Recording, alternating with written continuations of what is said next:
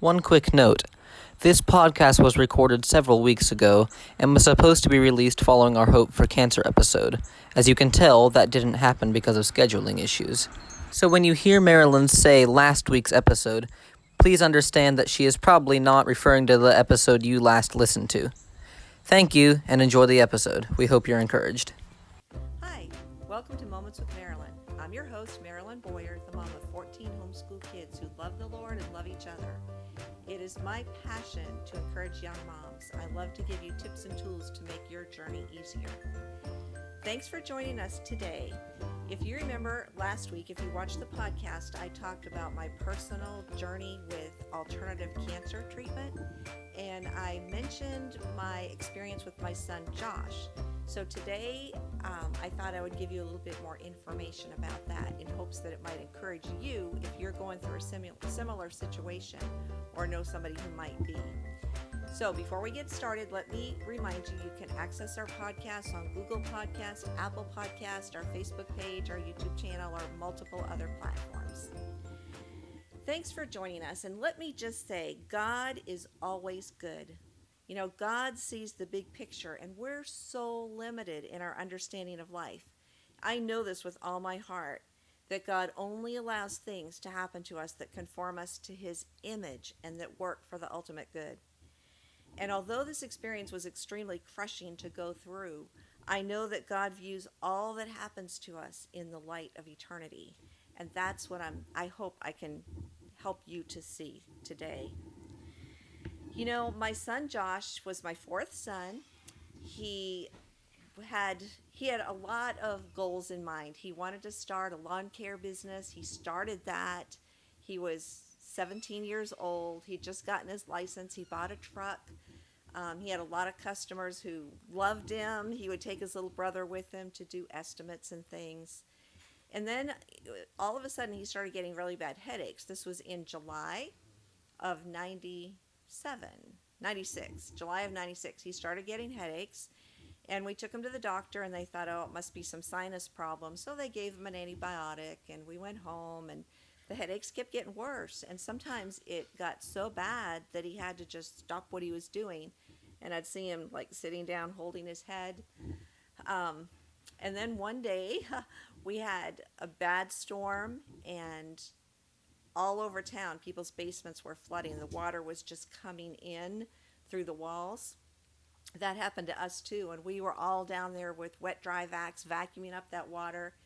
And I walked upstairs, and Josh was sitting down, and he said, Mom, I just can't help. He said, I feel so bad about it, but my headache is really bad. So we got in the car and took him to the doctor, and they drew blood, and they said, it looks like this might be a case of mono, a really bad case of mono, but go home and rest during the weekend, and we'll give you a call on Monday when the blood work's back. So we did that. And it was about 11:15 on a warm, sunny September morning when my telephone rang.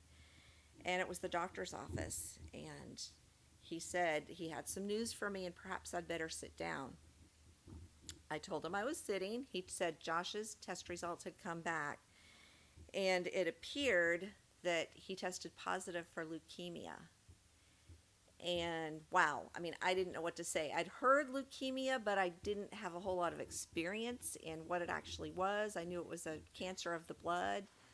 So anyway, he had scheduled us to go to an oncologist's office that afternoon. And I remember my husband Rick was working not too far from here. And I went and I told him, and he came home, and I thought, how am I going to tell Josh? Josh was laying down in his room because his head was hurting. And I walked in, and he said, Ma, just tell me what they said. Just tell me. I want to know what it is. So I told him that it was leukemia. And, you know, he took it very well. He said, well, what does this mean? I told him, I don't know. We've got to see the oncologist this afternoon. So we went in, we saw the oncologist, and his white blood count was way up in the 200s. Which is incredibly high, which is why he was having really bad headaches. So they said, we need to send you to this hospital, which was about an hour and a half from our home. He needs to go right away. So Rick piled in the car. He took Josh up there, and they did a blood phoresis. Like they took his blood and ran it through something to get rid of some of the white cells, and that immediately took care of the headaches. But it was scary. I mean, let me say it was really scary. I'd never had anyone in the family that had had cancer, and it was just uncharted territory that we were going through. It was pretty overwhelming. They put him on the pediatric unit. He had just turned 17. No, he was about to turn 17. He had just turned 17. So they put him on the pediatric unit, which ended up being a real blessing in retrospect. So, boy, that began a 7-month adventure.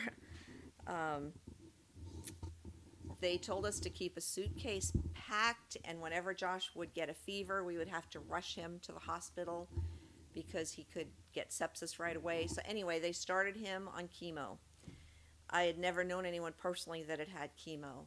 It was rough. I mean, what can I say? It was really hard on Josh. He experienced a lot of the side effects of chemo, but his attitude was super.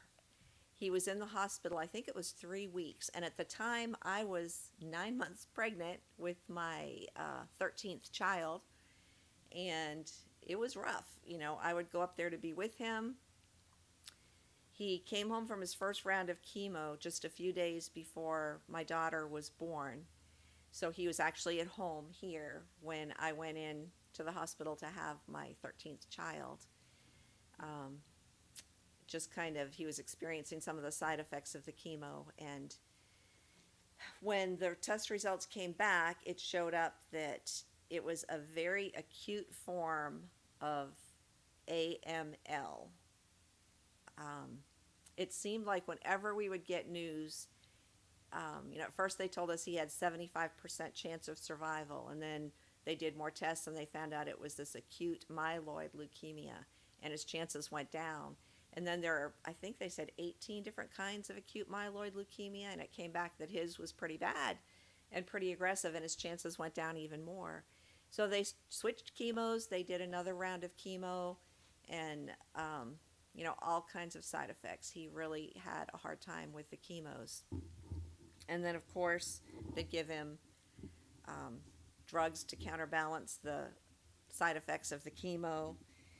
And it was a pretty rough experience. I mean, it really was.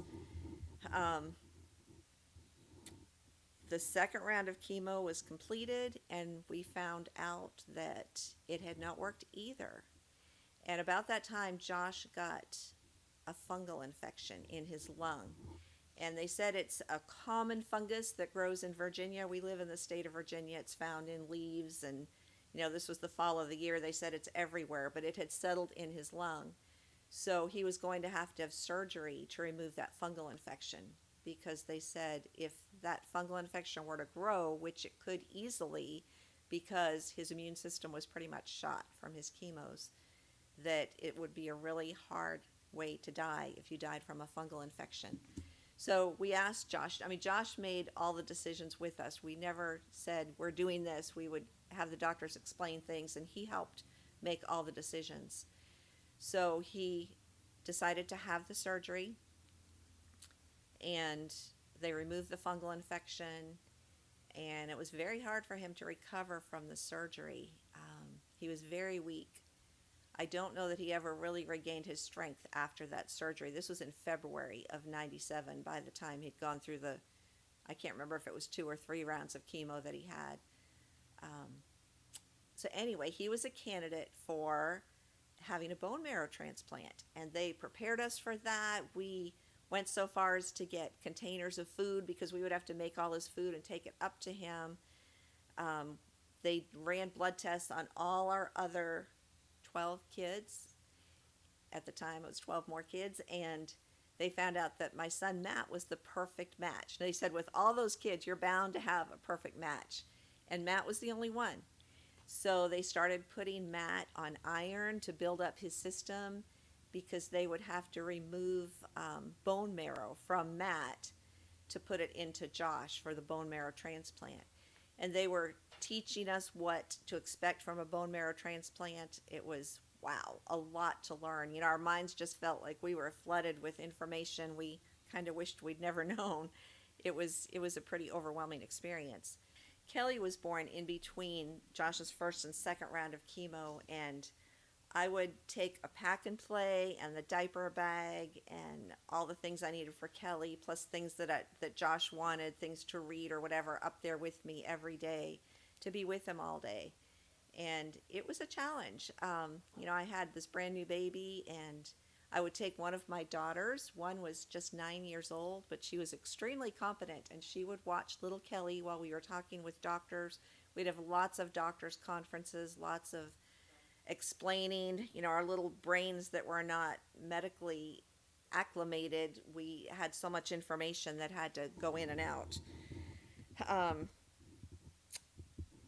so around his third round of chemo, Josh just had a lot of trouble sleeping. So I started spending the night with him up there in the hospital, and Kelly would stay with me because I was nursing her, and I usually kept one of my other daughters up there with me. My oldest daughter was home taking care of the kids along with my husband Rick. Rick was at the hospital a lot. He had to be, to talk to doctors and all that. So he was kind of in and out. And Kate and so many of our friends were here helping with the kids and bringing meals. We had just wonderful support. People would bring meals for 7 months. I mean, people just constantly brought meals to my kids and fun things for them to do while I was gone. I was pretty much out of commission because I was with Josh. When he was home, I was here. When he was in the hospital, I was there.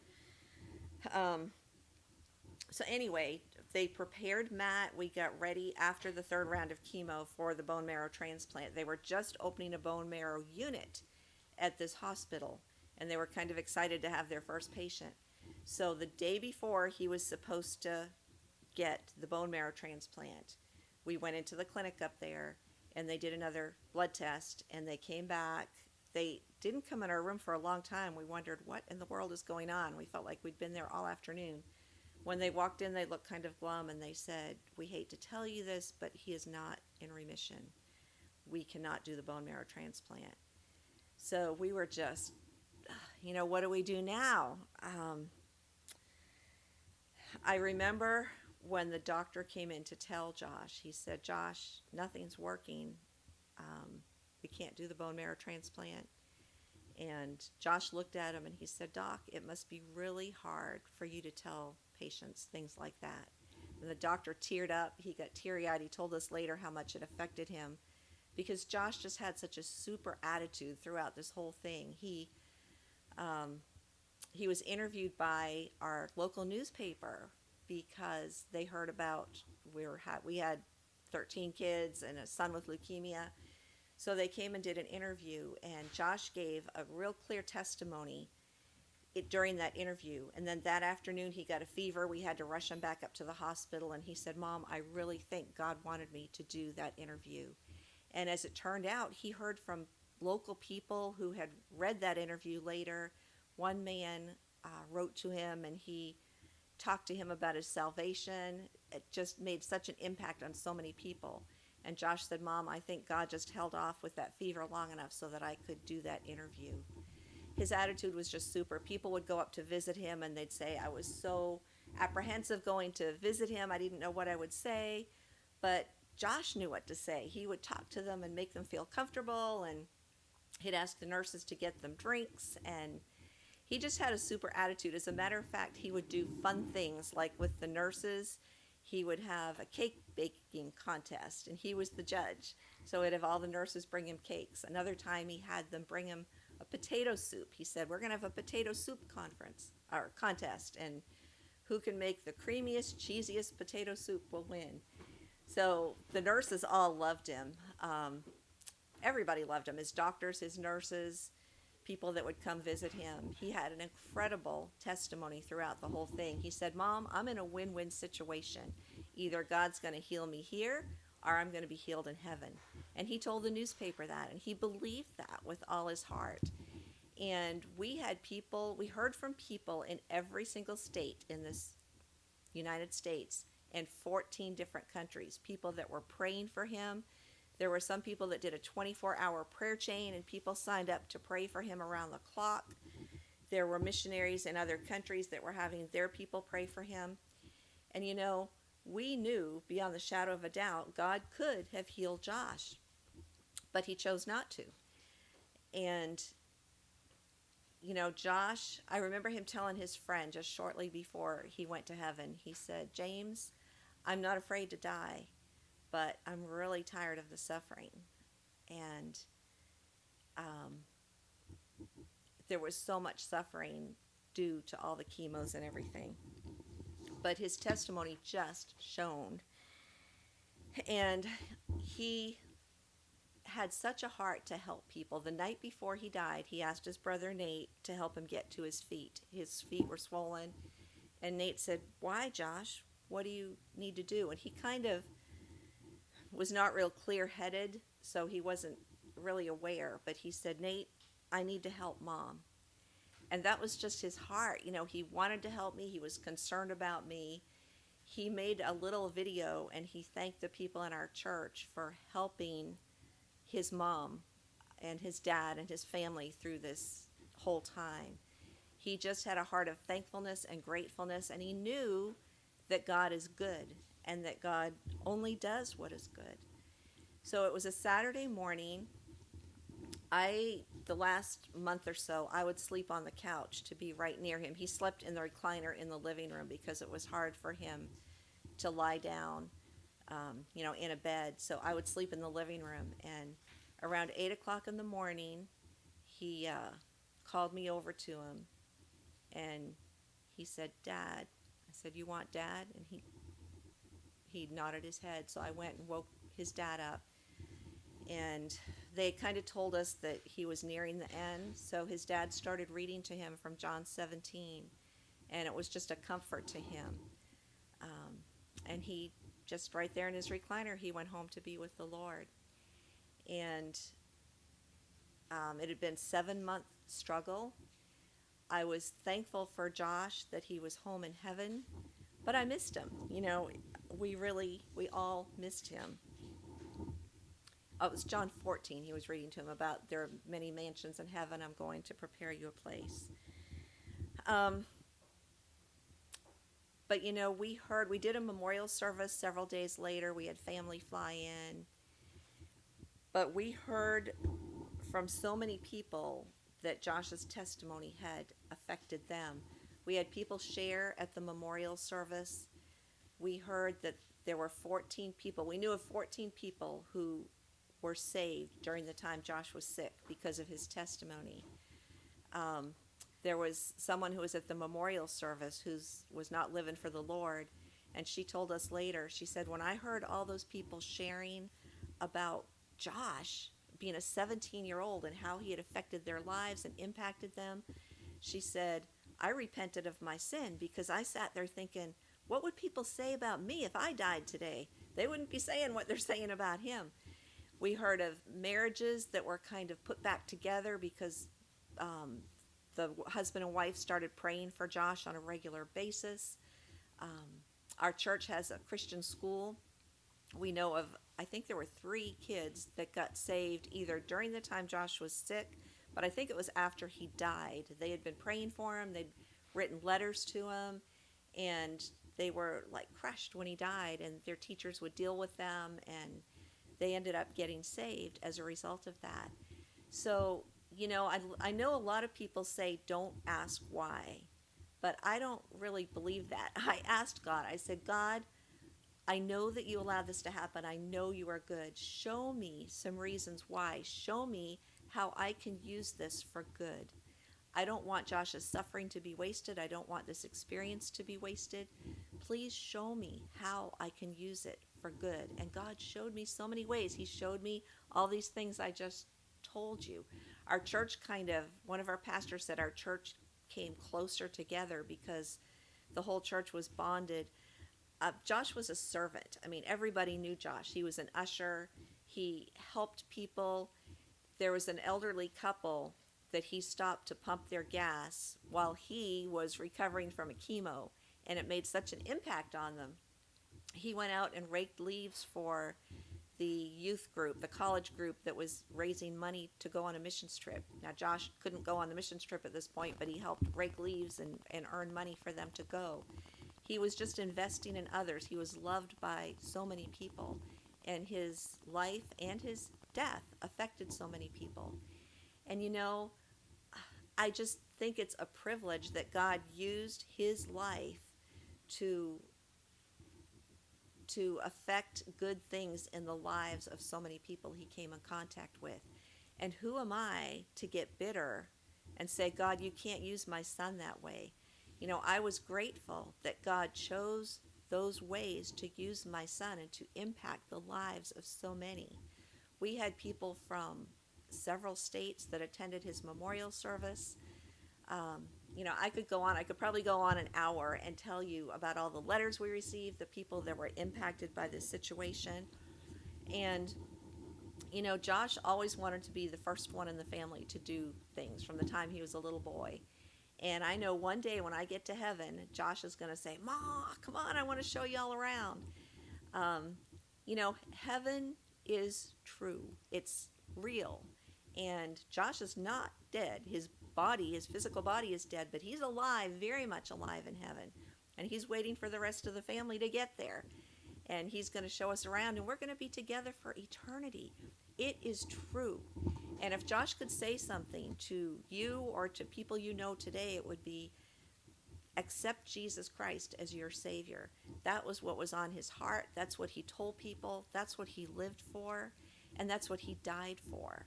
And God used that situation for good in so many people's lives.